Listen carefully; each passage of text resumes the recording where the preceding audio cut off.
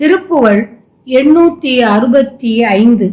கெண்டை நேர் ஒத்த விழி மங்கை மோகக் கலவை கெந்த வாசப் புழுகு மணநாரும் கிம்புரீசக் களப கொங்கை யானை சிறிது கிஞ்சு காண பெருகி அடியேனும் மண்டி மோசக் கலவி கொண்டு காமித்து உருகி வண்டன் ஆக புவியில் உழலாமல் வந்து ஞானப் பொருளில் ஒன்று போதித்து உனது மஞ்சு தாளை தினமும் அருள்வாயே.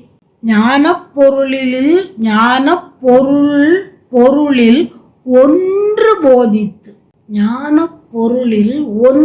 போதித்து அருள்வாயே.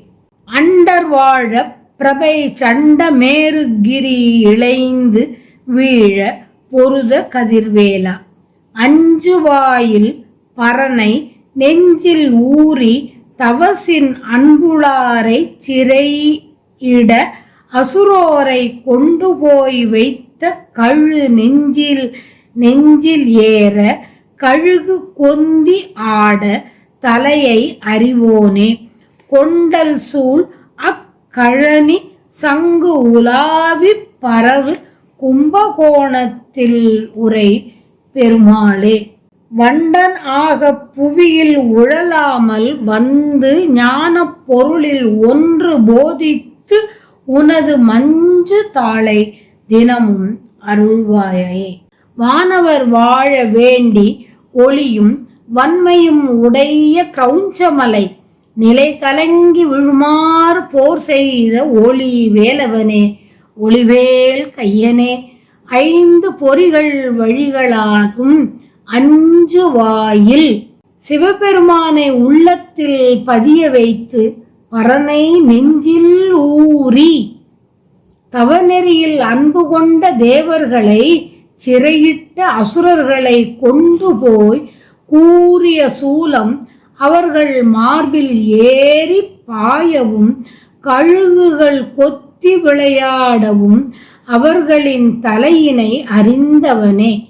மேகங்கள் சூழ்ந்த வயல்களில் சங்குகள் உலவி பரவியுள்ள கும்பகோணத்தில் வீற்றிருக்கின்ற பெருமாளே.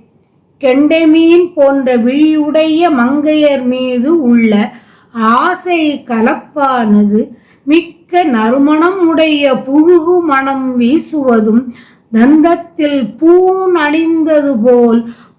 அணிந்ததும் பச்சை கற்பூர கலவை அணிந்ததுமான கொங்கைகளை கண்டதும் காமம் எனக்கு பெருகப் பெறுகிறது.